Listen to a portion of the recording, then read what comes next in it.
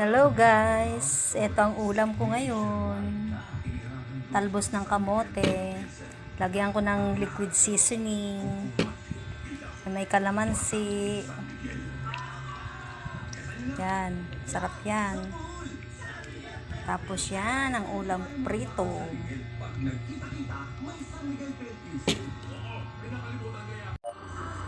Kain tayo.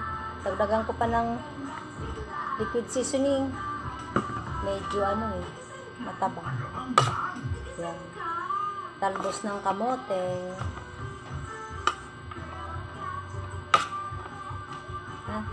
Sarap to. Kain. Hop.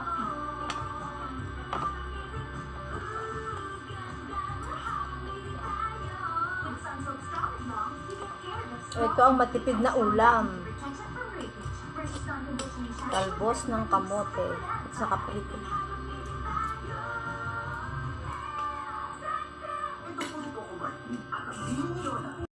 Kain na tayo.